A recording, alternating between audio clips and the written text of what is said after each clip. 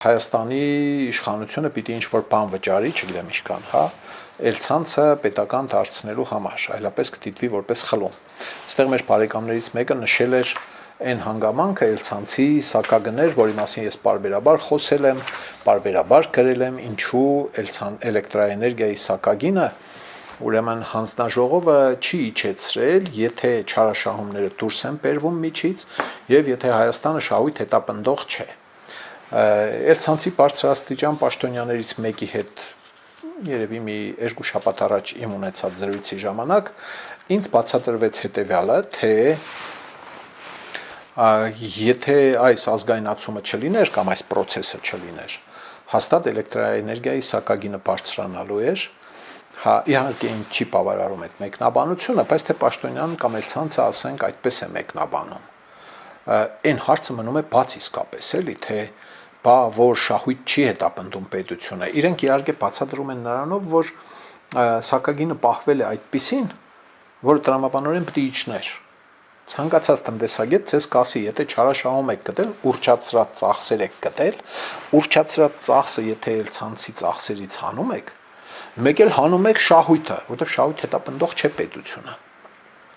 Ռեինվեստիցիոն ծախսերը պետք է լինեն մեջը։ Մասնավորի դեպքում էլ պետք է լինի, մի բան է փչանում, պետք է սարքել բաման։ Դրանք օբյեկտիվ ծախսեր են, կապիտալ ներդրում է եւ այլն։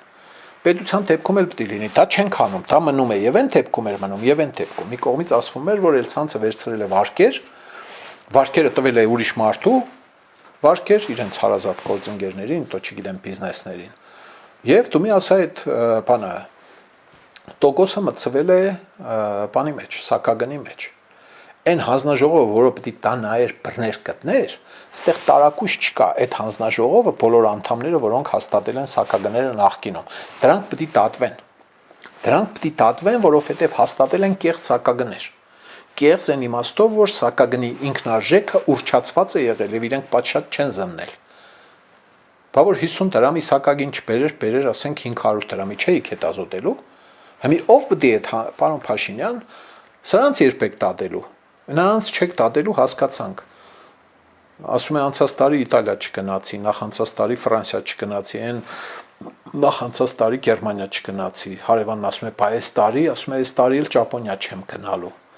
Քոչարյանին չդատեցիք, то չգիտեմ են մեկ էլ չդատեցիք։ Այս սակագին հաստատողներին երբ չեք դատելու։ Կեղծ սակագին են հաստատել, այդ մարդիկ շարունակում են ապրել ֆրֆռալ Հայաստանի Հանրապետության երեսին։ Սիրելի ժողովուրդ, խնդրում եմ լայքել եւ բաժանորդագրվել ալիքը։